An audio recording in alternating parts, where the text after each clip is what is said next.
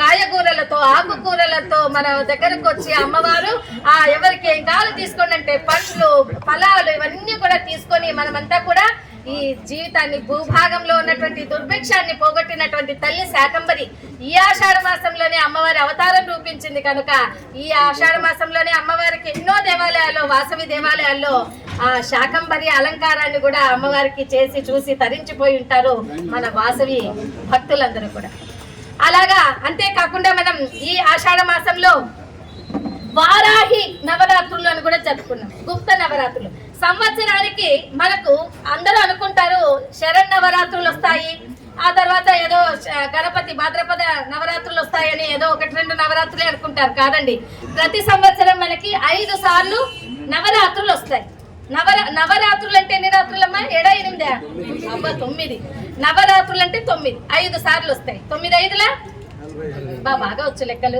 45 4 5 కూడితే వచ్చేది 9, మళ్ళీ 9. అమ్మవారికి నవస్వరూపిణి, అమ్మవారికి నవ సంఖ్య అంటే చాలా ఇష్టం. అలాగా మనకి శరన్నవరాత్రులు, భాద్రపదంలో గణేష నవరాత్రులు, అలాగే ఆషాఢంలో వారాహి నవరాత్రులు, మాఘమాసంలో మనకి శ్యామలా నవరాత్రులు, ఇక ఉగాది సమయంలో శ్రీరామ నవరాత్రులు. ఇలాగా మనకు 5 సార్లు నవరాత్రులు వస్తాయండి.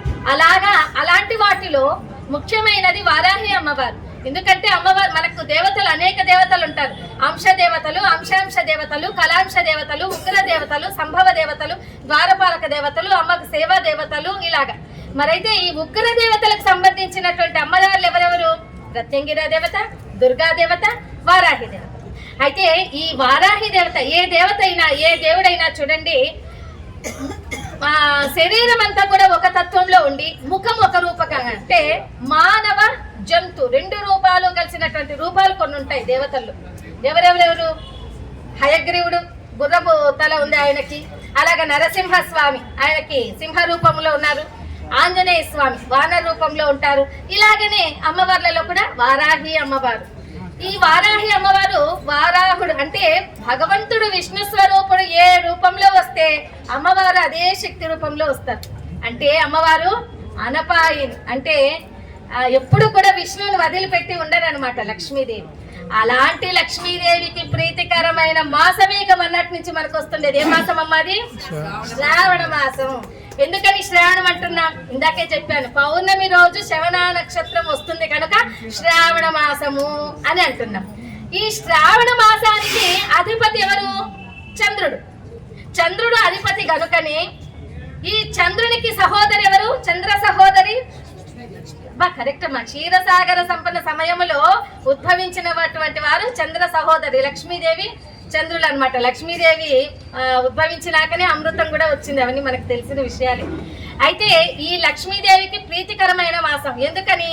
తన శ్రీవారు స్వామివారు శ్రవణ నక్షత్రం రోజునే జన్మించారు విష్ణు భగవానుడు కదా. మనం ఇప్పుడు కూడా అనుకుంటాం వెంకటేశ్వర స్వామి శ్రవణ నక్షత్రం అని. కలవు వెంకట నాయక ఆయనని ఈ కలియుగంలో మనము కలవు వెంకట నాయక అంటే వెంకటేశ్వర స్వామిని ముఖ్యంగా కొలుస్తూ ఉంటాం. అలాగా ఈ శ్రవణ నక్షత్రంలో విష్ణువుకి చాలా ప్రీతికరమైన మాసం కనుకనే శ్రావణ శనివారాల్లో మనము విష్ణువుకి పూజ చేస్తుంటాం.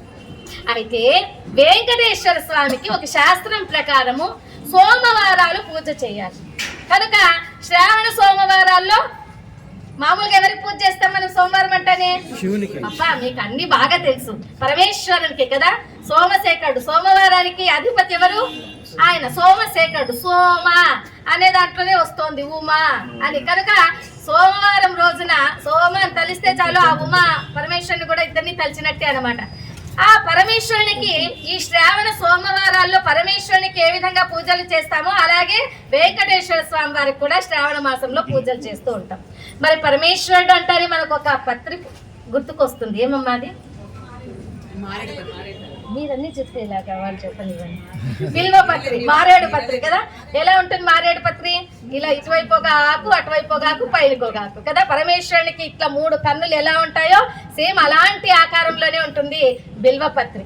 ఆ బిల్వపత్రి సత్వగుణ, రజోగుణ, తమో గుణాలకు ప్రతీతి. ఆ బిల్వపత్రిని మనము ఆధ్యాత్మికంగా ఇలా ఉంటే సైంటిఫిక్ గా కూడా చెప్తాను. మనం ఎప్పుడైనా ఇలా 2 కళ్ళ మీద 2 ఆకులు వచ్చేలాగా, ఒక ఆకు పైన వచ్చేలాగా కాసేపు పెట్టుకొని తపస్సో ధ్యానమో జపమో నిద్రనో ఏదో చేస్తే మనకి ఈ వాత కఫ పిత్త దోషాలు ఇవన్నీ కూడా మనకి ఒక స్థితిలోకి వచ్చేస్తాయి, కరెక్ట్గా వస్తాయి. ఏ బీపీ రాదు వాళ్ళకి, ఏ షుగర్ రాదు, ఏ ఇది ప్రాబ్లమ్స్ రావన్నమాట. ఏ వచ్చినా ప్రాబ్లమ్స్ ఆరోగ్యపరంగా వాత కఫ పిత్తతోనే కదా వచ్చేది. అందువల్ల ఇవి 3 కూడా సమస్థితిలో ఉంటాయి ఆ బిల్వ మారేడు పత్రితో ఆ దళం స్వీకరించినా కూడా.